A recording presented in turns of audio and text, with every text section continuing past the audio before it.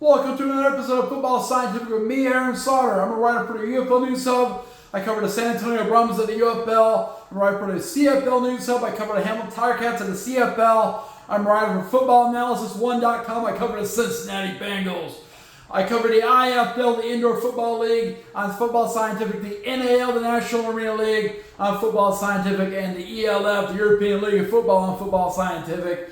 Today I'm joined by my co-host, Wolfie D. Wolfie D in the house, back at it, y'all. We're back at it, NFL draft in full effect. Whoop, whoop, whoop, whoop. Yeah, that's right, NFL draft's in full effect. Second round's about to start here in probably a few minutes, really. We're going to be going into the draft a little bit. But, the second day involves several more rounds than just the first round. The first night is the big hullabaloo. It's where everyone's watching. It's on national TV. The rest of these rounds are on ESPN, but they're just as important and maybe more important for several teams like the Cincinnati Bengals. So we're going to go through our grades for the first round picks from yesterday, and then we will go through a lot of other news involving the IFL, UFL, CFL, and such. Okay, but first we're going to go over all these picks from the NFL from the first round last night and give our grade for it. Okay, so first, the Tennessee Titans had the number one pick overall in the draft. They picked quarterback Cam Ward, predictably, from Miami, Florida. We gave this grade a B. They're not ready to have a franchise quarterback. Maybe Cam Ward isn't a franchise quarterback, so it's really questionable what's going to happen here. I feel like he'd be the next Will Levis. I predict he'll be the next Will Levis, okay? Number two, some action occurred. The Cleveland Browns were supposed to pick number two, but the Jacksonville Jaguars traded up. So what they trade? They traded their fifth, number 5 pick for a second round pick, and the 36th pick in the second round. They traded for a 4th round pick, and they traded a 2026 first round pick. So that's a lot of draft capital the Cleveland Browns got. Cleveland Browns traded away a number 2 pick, a 4th round pick, and a 6th round pick from this year. So it's a little bit of draft capital for Jacksonville. There's more top end in that to the Cleveland Browns over the next 2 years. But with that pick, the Jacksonville Jaguars selected quarterback/wide receiver Travis Hunter, who's from Florida originally, played at Colorado with Coach Prime. But he should be an impact player for the Jacksonville Jaguars. They need playmakers to go with Trevor Lawrence. So they're trying to bring back Trevor Lawrence's career. So they pick up Travis Hunter, aggressively move up and get him. The Browns were expected to pick him, so I guess the Browns were not convinced Travis Hunter was the man, and Jacksonville Jaguars were definitely convinced. Okay, that leaves the New York Giants. I predict they should draft a cornerback, but not a quarterback. They have a bunch of quarterbacks: Russell Wilson and the other guy and the other dude. Yeah, they got lots of quarterbacks. Okay, but never mind. Foreshadowing the future. Jameis Winston. That's the other one. Sorry. He's so memorable. Memorable? I don't know. Okay, either way. The New York Giants selected edge rusher Abdul Carter, the most overhyped player of the NFL draft this year. He has a great outside move where he goes bull rush and dips under. But if you sit on that move, you can knock him on the ground pretty easily. And then his backup move is a counter move is to go underneath. Boop. If you seal him down, then your quarterback can get out. So both moves are quite garbage. They worked in college, but I don't see those moves working in professional level. A lot of people do. Experts smarter than me, not really. Though they get paid more, I guess. So that's sad, isn't it? We need to get a sponsorship. Come on, give me a sponsorship. Okay. So in response to picking Abdul Carter, Giants General Manager Joe Shane says they're also picking up the option for Kayvon Thibodeau for his 5th-year option. So we're hoping to have a pair of edge rushers here for a year or two, hoping to get it together and make a run back to the playoffs. We'll see. The quarterbacks are going to make a big difference. Number 4, New England Patriots picked offensive tackle Will Campbell from LSU. For the going back. So for the Jacksonville Jaguars, trading up to get Travis Hunter, I gave them an A for that. That's a good call. For the New York Giants, getting edge Abdul Carter, that's a B because I don't think he's going to be a star. He's going to be a good role player, though, unless you don't like your ends and get knocked over all the time. Number 4, New England Patriots selected offensive tackle Will Campbell from LSU. I predicted they'd pick an offensive tackle, and they did. It wasn't Armand Membu, but it was Will Campbell. And that gives them an A-. They addressed one of their major needs. Cleveland Browns, they selected, after trading down to number 5, defensive lineman Mason Graham from Michigan. It's an A-. That's for something they needed. And they traded down. They got some picks in place of they're moving their picks. So Las Vegas Raiders so I gave them an A- for that. Okay. Las Vegas Raiders, they draft predictably running back Ashton Jeanty from Boise State. They're another team that they're not just one piece away. So I mean, they could have done better, they could have done worse. So it's a B. The New York Jets. They selected offensive. I think I gave this away already. They selected Armand Membu from Michigan. I thought they were going to pick a tight end, which they really, need to pick the offensive line first to protect their quarterback, which is now Justin something rather from the Bears and Steelers, probably. Justin Fields. Yes. Okay. Thanks, Wolfie D, for that reminder. The Jets picked offensive tackle Armand Membu from Michigan. They get an A. Good job. They needed a right tackle, and that's a right tackle for them. Number 8, Carolina Panthers. They picked wide receiver Tetairoa McMillan. Some people call him T-Mac or Tet McMillan. He played at Arizona. That's an A-. They need weapons for Bryce Young there to have a chance to at least have some kind of career there. Number 9, New Orleans Saints. They selected offensive tackle Kelvin Banks Jr. He's given up 1 sack last year he gave up 1 sack. So that's pretty cool. He's from Texas. That's a good call by the Saints. Good high quality pick. Good. Number 10, Chicago Bears. They picked up tight end Colston Loveland. Okay, so everyone thought Tyler Warren was the best tight end, but Chicago Bears, who could have picked Tyler Warren, picked Colston Loveland from Michigan. Everyone was confused. That's a C. I did see one person tweet, "Wow, look at this offense. It's scary." I'm scared of it. How many picks will Caleb Williams throw? That's the question. How many times will he be crying on the field? Several. 11, San Francisco 49ers picked edge rusher Michael Williams. He plays at Georgia. That really didn't serve any much purpose. They need some defensive line play, but he isn't that physical, and he's a speed rusher, and they run a 4-man front. He's not a true defensive end. He's more of a 3-4 edge rusher, so I don't know how I feel about that. I gave him a C.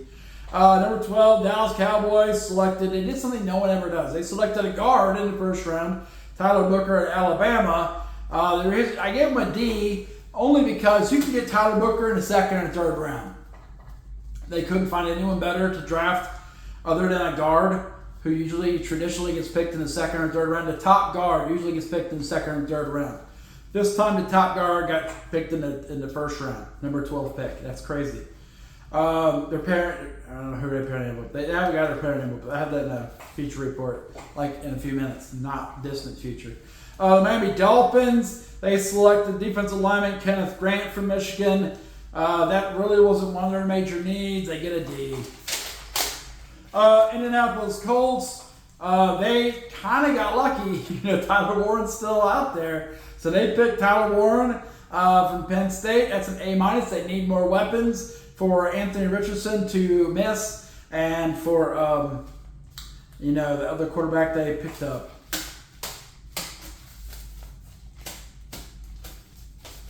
Carson Wentz? No. Another person that probably is irrelevant at this point in time.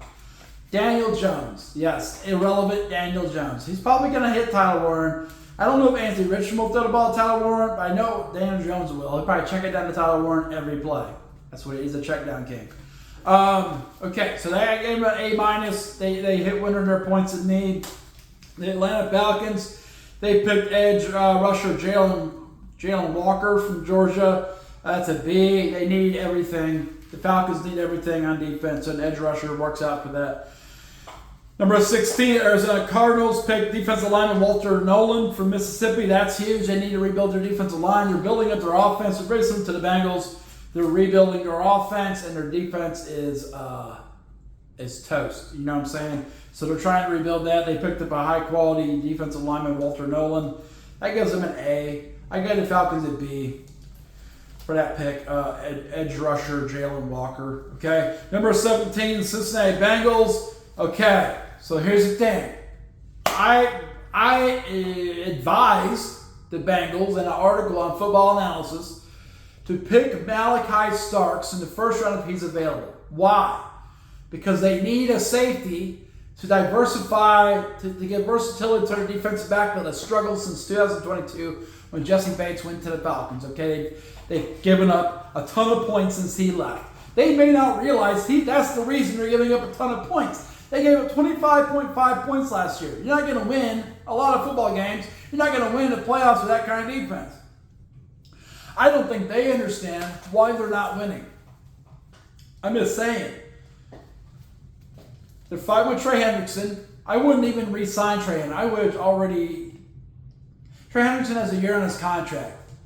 He had 17.5 sacks the last 2 years. We didn't even make the playoffs the last 2 years. Who cares if you have 17.5 sacks? We didn't make the playoffs. The game's about winning. It's not about stats. It's about winning, not stats. 17.5 sacks. So the Bengals had a chance to pick up the best safety in this draft, probably the best safety in a couple drafts, Malachi Starks. They pass on him. Okay? And they pick up an edge rusher. Okay, well maybe they're going to pick up James Pierce or, one of numerous guys that's very deep at edge rusher in this draft. Then we're going to pick up someone else who's going to be a great playmaker and step in and dominate.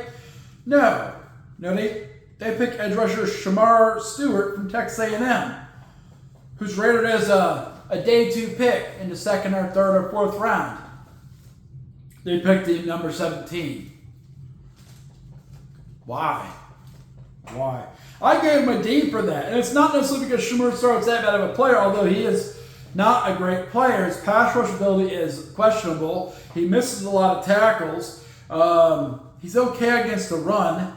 He's not Trey Hendrickson. I think they were trying to maybe use Shamar Stewart as bait to get Trey Hendrickson to lower his price, but Zach Taylor said that's not what they're doing, but he's never going to say that is what they're doing. It feels weird. It just feels weird they picked Ed Shamar Stewart. I made a short about that last night in live time, but I gave him a D. I was going to give him a C, but then I thought about it. Not only did you not pick up Malachi Starks, who's available, but you also didn't pick up one of the top 7 edge rushers who are still available. You picked up, at best, a project edge rusher. I guess Jerry Montgomery, defensive line coach, likes him. I saw an article just before I went on tonight saying the Green Bay Packers had Shamar Stewart highly ranked, and they were planning on making him a project player if they had Jerry Montgomery. I guess that's what they're going with. That's not how you win Super Bowls. How many Super Bowls have the Packers won in the last 20 years? Exactly. I don't know. Okay, so number 18, Seattle Seahawks, offensive lineman Grade Zabel was their pick from North Dakota State. It gives them a B. They need offensive lineman. He's a good guard. Number 19, Tampa Bay Buccaneers. They selected wide receiver Emeka Egbuka from Ohio State. No one's sure why. I guess they had to pick somebody. And they picked Emeka Egbuka from Ohio State, who's fairly fast, but they got receivers. Guess you got to pick someone. I guess they picked best available in their mind. Okay. Number 20, Denver Broncos picked quarterback Jahdae Barron from Texas. That's an A. They need quarterbacks.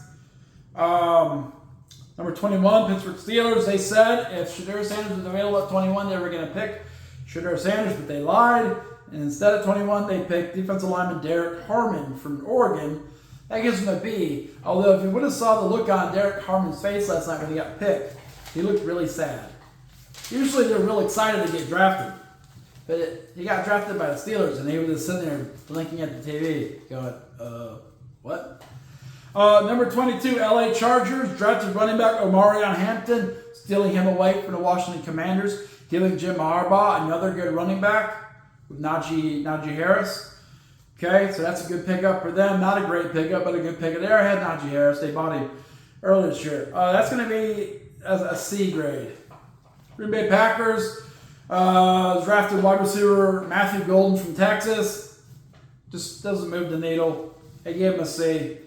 Minnesota Vikings select offensive tackle Donovan Jackson from Ohio State. They're building up the O-line for J.J. McCarthy, which is good because he has knee issues. And you're going to have to protect him. And to get Kirk Cousins, you got to protect him too. He's not a dual threat quarterback. That's why he's not playing for the Falcons as a starter. Because Michael Penix Jr. is a dual threat quarterback, and they would rather have that. Raheem Morris would rather have that as a quarterback. So would I. I like dual threat quarterbacks. I gave the Minnesota Vikings a B- on that. New York Giants, they traded up. They made a trade. They made a trade with the Texans. They took the Texans 25 pick. That's all they're getting for it. And they gave the Texans the 34th pick, the 99th pick, and a 2026 second round pick. Who'd they pick? They made a big move. Who'd they pick? Quarterback Jackson Dart, Ole Miss. They have Russell Wilson, Jameis Winston, and Tommy DeVito. And then they picked Jackson Dart. They said they weren't interested in a quarterback. They lied. He's the new Daniel Jones. He looks just like you too. He plays just like Daniel Jones. Garbage. I guess the Colts will be happy to have him in the next few years. So they can finish off his career. Number 26, Atlanta Falcons traded up. They made a wacky trade. They traded with the Rams for the 26th position. And they traded, or what did they trade? So they traded the Rams, their 2025 first round pick. That's what they got. They got a 2025 first round pick from the Rams. And they got a third round pick, 2025 from the Rams. They gave the Rams a second round pick, 46th pick. They gave the Rams 2026 first round pick and 2025 seventh round pick. It seems like they made a big move. Was it going to be an impact player? It was a pretty good player. They picked up edge rusher James Pierce Jr. A lot of people don't like James Pierce Jr., but I think he's a pretty good player from Tennessee. I gave him a C. I wouldn't have traded up to get him. I think they would have got him in the second round with a 26th pick. 46th pick. Maybe not. It's hard to say. But I think they would have got him in the second round. But they traded up for him, so they paid dearly for James Pierce Jr. Okay? They have two guys who can rush the passer now. I mean, they went after it. They're going for a defense. I guess that's good. That's a C, though, for James Pierce Jr. I wouldn't have traded up for him. Number 27, this was crushing.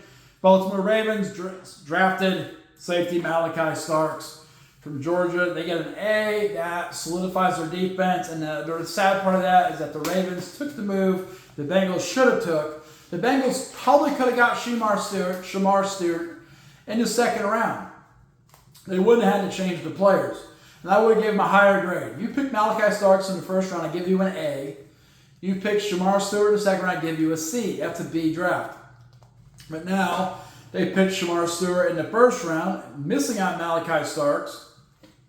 So that automatically gets a D. And now I think they're going to pick this Amamori guy who's limited. He's a basic safety. Malachi Starks can play free safety, strong safety, and play man over the slot, which Al Gold wants to do. That the Bengals traditionally don't get those kinds of players. They can't afford those kinds of players, but they had a chance to get Malachi Starks to fill that role. And still an edge rusher, probably Shamar Stewart still. They're the only team dumb enough to pick him at number 17. I don't know. But the Ravens did it. That's why the Ravens keep winning. And the Bengals keep losing. 9-8. Not good to make playoffs, though. Last 2 years, no playoffs. Number 28, I thought that was the goal. Make the playoffs, win a Super Bowl. Ravens understand the goal. Bengals do not. Number 28, Detroit Lions. They select the defensive lineman Tyleik Williams from Ohio State. He could play 3-tech, but he's probably big enough they're going to play him at nose tackle and try to solidify the middle of their D-line after getting destroyed by the Washington Commanders last year. I give them a C. They could have got another edge rusher to go Aiden Hutchinson. They could have done a lot of things, but they picked up Tyleik Williams to solidify the middle of their D-line.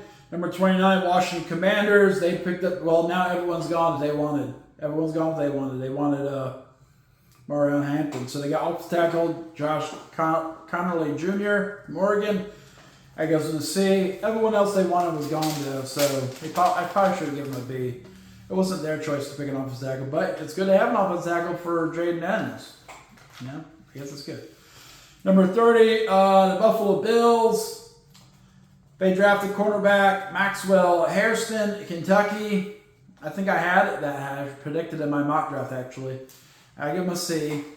They didn't have any glaring weaknesses. He kind of was available, best athlete available.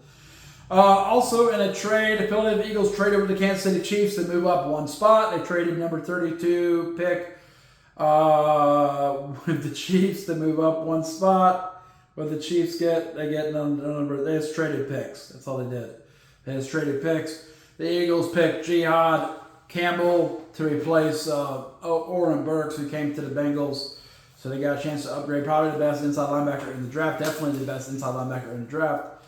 Okay, that's a good move by Philly and a bad move by the Bengals. Should have let them keep Oren Burks and then pick Jihad Campbell. I don't know. Number 32, Kansas City Chiefs. They picked offensive tackle Josh Simmons, Ohio State. After they traded down, they really didn't have a need, so they picked Josh Williams to protect Pat Mahomes, who always rolls to his right. I don't know if the tackle's going to help with that. A notable player falling was Shadur Sanders. No one picked Shadur Sanders in the first round. It was the betting favorite for picking him was the Cleveland Browns. If so, they've already picked him. But I don't know if they picked him or not. I'll take a look after the video. We started this before the next round started. So I'll check afterwards when I'm loading the video. So we'll see whether that Cleveland Browns actually drafted him or if he's going to keep falling. We'll see. A lot of people didn't think it was a first-round draft pick. Actually, 32 teams thought that. No one thought he was a first-round draft pick. Okay, a couple moves that happened along the way in between the first round of draft and the start of the second round of draft. Detroit Lions decided to pick up the fifth-year option on defensive end Aiden Hutchinson and wide receiver Jamison Williams. So we're keeping Jamison Williams. Dallas Cowboys picked up the 2026 fifth-year option on guard Tyler Scott. Who's going to pair, Taylor, whatever. He's going to pair with Tyler Booker, who's a 12th round pick. So they wanted to keep the other guys so they can have a pair of guards that are pretty good. You could have got that guard in the third round. Jerry Jones. Okay, that's the NFL news. Next, I mentioned we would go through yesterday was the prediction palooza, but I mentioned the IFL had not had their odds released by DraftKings. So I gave my predictions, but we didn't compare it to DraftKings and talk about how I would gamble in a fantasy world if I was doing that.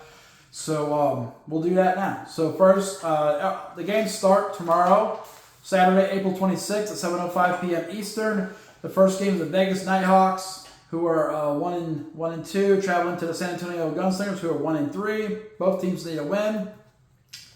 Vegas Nighthawks have a better quarterback, Jerome Johnson. I don't think the San Antonio Gunslingers have the defense to stop him. So I have Vegas winning this game 41-37. Vegas, DraftKings agrees with me. They favor the Vegas Nighthawks by 1.5 points. And the over on 81.5, I say it goes under just because it could easily go over 110, honestly. These teams are like that. But I think Vegas will try and control the game, and they'll keep the scoring down by controlling the ball.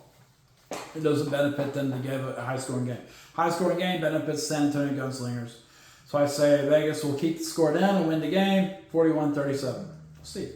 Saturday, April 26th, 8:05 p.m. Eastern, the Jacksonville Sharks, without Jimmy Robinson, without their running backs, really, travel to the Quad City Steamwheelers. Sharks are 3-1 after losing to Massachusetts last week, 42-35. Without Jimmy Robinson, they all know Jimmy Robinson again. Just a great opportunity for the Quad City Steamwheelers to get a win over the Jacksonville Sharks, who I really didn't think Quad City was the best team in the East this year, but they have a chance to pick up a win against who I think is the best team in the East, at least when they have Jimmy Robinson, versus the Jacksonville Sharks. So this is a prime time for Quad City to get this win.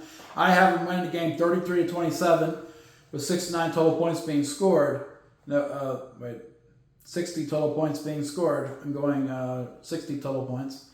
I think they're both going to play defensive football. Daquan Neal is good, but not great. Yeah. Okay, so DraftKings favors Quad City also by 2.5 points. And that means they pretty much agree with me. The over-under 76.5. I don't think they're going to hit that, but they might. You never know. So let's go back to the first game. Vegas Nighthawks. If I was going to bet on that, I'd pick the Vegas Nighthawks for the money line. They're going to win the game. I don't know by how much. I would go under if I was going over or under. But it's probably a risky bet. The best bet is the money line, Vegas Nighthawks. In the second game, Jacksonville Sharks, like I said, the Quad City Steamroller predicted by me and DraftKings for them to win that game and go 5-0. Dropping the Sharks to 3-2, which is trouble in the East. But they have a major injury to Jimmy Robinson, so he's about 2 weeks. DraftKings has Quad City 2.5-point favorite, and I tend to agree with that. So I'm agreeing with that. If I was going to bet on this game, I would bet the under. I wouldn't pick Quad City. 2.5 points. Could be closer than that. It's hard to say. I'd take the under on that game. I'm not going to, though. You shouldn't bet money on this stuff, okay? It's just for entertainment purposes. Saturday, April 26th, 8:05 p.m. Eastern. The Fishers Freight travel to the Iowa Barnstormers. Fishers Freight, they have a much stronger defense. Iowa Barnstormers, if their quarterback, Jaya Wright, is back, they'll have a much better team. If Keegan Shoemaker is the quarterback, this will probably be a tie game. It'll probably be an even matchup, maybe like 15-15 or something. It'll be ugly. It'd be ugly if Keegan Shoemaker is the starter. Hopefully Jaya Wright's back. I didn't see anything showing he's on the IR. So 2-2 Fishers Freight traveling to 0-3 Iowa Barnstormers. The spread offense versus a balanced team. I picked the Fishers Freight to win 42-38, which is really, really close to DraftKings. They picked the Fishers Freight winning by 4.5, almost perfect. And over-under is going to be 83.5. I got to go under just because it doesn't benefit Fishers Freight to go over. So if their defense is running the game, they should keep the game lower scoring to win the game. So the higher score it goes, the more it favors the Iowa Barnstormers, honestly. Okay, Saturday, April 26th, 9:05 p.m. Eastern. Northern Arizona Wranglers and Arizona Rattlers. This is pretty much common sense. Northern Arizona's 0-3. They're struggling at quarterback. They picked a new quarterback this week. They're struggling. They're trying to get the wheels on the bus. You know what I mean? They're traveling to Arizona Rattlers where they tend to play well. They tend to play pretty well at Arizona. I just don't think they're ready to compete against the top team in the league yet. So I got Rattlers winning this game 63-34. I have it high scoring because the Rattlers like to pound the Northern Arizona Wranglers because they beat them in the playoffs a couple years ago and made them feel real sad. So I got Arizona win the game 63-34 with an over of 97. DraftKings agrees with me. They got Rattlers winning by 15.5 and over-under 84.5. I would go over for sure, and I would go money line on the Rattlers is the best bet there. Okay. We should say that. Okay. All right, 2 more games for IFL Sunday night. Sunday afternoon maybe. Sunday, April 27th, 4:05 p.m. Eastern. The Green Bay Blizzard will travel to the Massachusetts Pirates. It's a tough matchup for the Blizzard. They don't usually play well in Massachusetts. Massachusetts is starting to hit their rhythm a little bit. Green Bay has not been playing good defense, which is what their ace in the hole was last year. They have been scoring a lot of points, though, so I suspect that this will be a crazy game. I think the Pirates are going to win a crazy game in Massachusetts, where it's tough for the Blizzard to win 52-48 with 100 points being scored. DraftKings, so I have a 4-point win for Massachusetts Pirates. Green Bay Blizzard are the favorite according to DraftKings at 2.5 points. I think they forgot how poorly they play at Massachusetts, but they're the favorite at 2.5 points for DraftKings, so I disagree with DraftKings on this one. So that gives you Massachusetts Pirates and the points. And I would take that in an instant. That's the best bet. Massachusetts Pirates and the points. They're going to win the game outright, so might as well get the points too, which will give you more money. Okay, and I got the over for that as well. Then that would be a little more risky. I definitely think Pirates with the points. Sunday, April 27th, 10:05 p.m. Eastern. We got the Tucson Sugar Skulls at the San Diego Strike Force. Tucson Sugar Skulls are 1-2 after they beat someone. The Northern Arizona Wranglers. It's hard to tell if they're a good team. They almost beat the Jacksonville Sharks, so they're probably almost that hurt Jimmy Robinson, which is why that game was so close. Okay, they're 1-2. San Diego Strike Force are coming off a huge upset of the Vegas Nighthawks. They're 1-2. So this game's going to determine a lot in the East between those two teams. It's going to determine who's really fighting for that 4th playoff spot. I mean, it's week. They've played this a few games, but It's never too early to think about the playoff spots, okay? I have the Strike Force winning this game 41-33 because I think they have a better offense. I think Nate Davis is going to light the scoreboard up. I think Tucson will be able to fight back, but they'll come up short. So I have San Diego Strike Force winning the game 41-33. I have 74 total points being scored. DraftKings agrees with me. They have the Strike Force winning by 4.5. The over-under is at 80.5. I got it going under. Okay, so if I was going to pick that one, I would pick the Strike Force money line, and I'd take the over. No, the under. I got the under. I got 74 points, 80.5. I got the under. My bad. Okay, so under and San Diego Strike Force. Okay, next. UFL, 8 o'clock tonight. UFL plays. That's just in a couple minutes, too. The Michigan Panthers today signed defensive tackle Taylor Stallworth. He's played for the Indianapolis Colts in the NFL. He has 52 tackles, 4.5 sacks in the NFL. So he's actually got playing time and actually a veteran in the NFL. So he may be an impact player for Michigan Panthers. That really reinforces their defensive line. I have the Panthers winning that game anyway, though, against Memphis. No. Against the Battlehawks. Boom, Battlehawks. Let's go. Let's go Michigan. Because the Battlehawks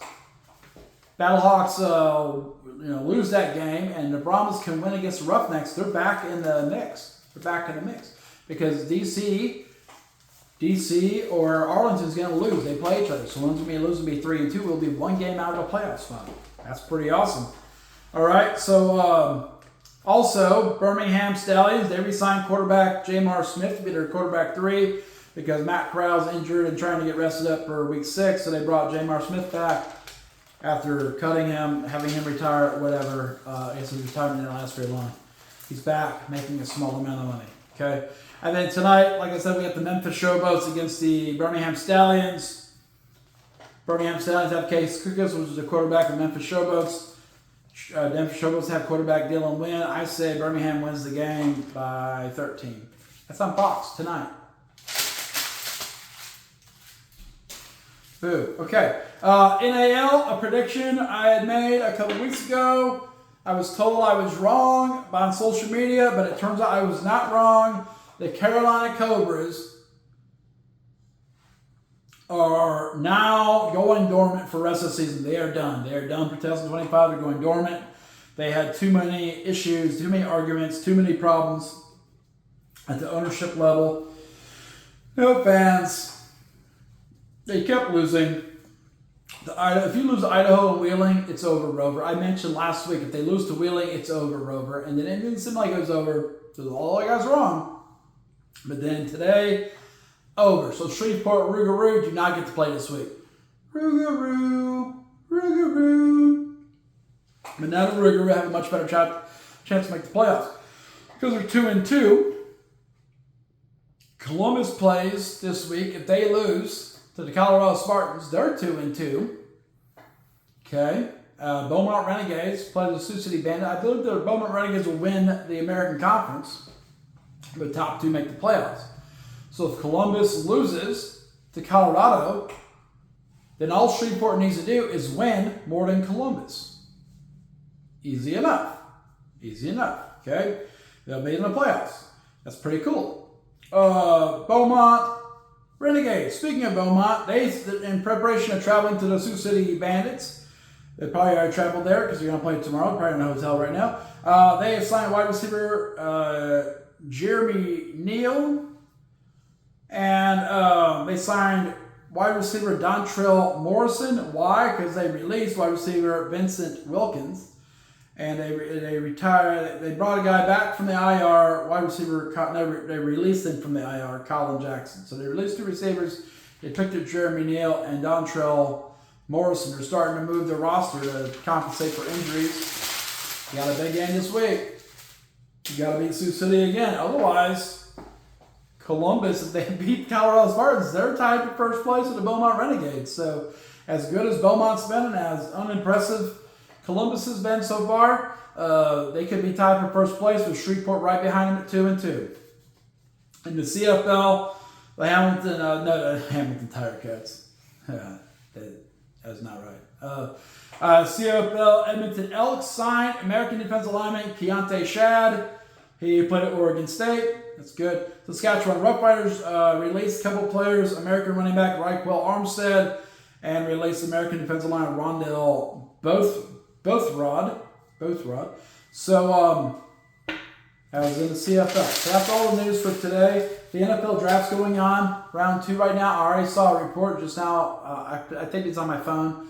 And I saw on my phone an alert from my editor on footballanalysis1.com that there's a lot of action going on in the NFL draft. So I'm going to tune into that. I'm going to check out the UFL game tonight. Memphis Showboats, Birmingham Stallions. Go Stallions. Okay, all right. Also, tomorrow morning, I'll have a write-up of the game preview of the Sombrero Bowl, where the Roughnecks travel to the San Antonio Brahmas. Brahmas get to open their home game on Sunday, their first home game of the year. And if they win that, they'll be in the mix for a playoff spot. They'll be a contender again. They'll have 2 wins in a row. That's important after starting so poorly. That's the action we got going on. NAL tomorrow. I'll be back tomorrow sometime. We'll talk about some of this stuff, probably stuff from tonight and the draft and all that. So, also, I have an article about Shamar Stewart and how I felt about that, and kind of some background knowledge that I picked up along the way from sources. Okay, all right. So that's the plan there. Hope you have a good night. Enjoy the draft and the UFL and the NAL and IFL. Football Scientific. The portal is closed.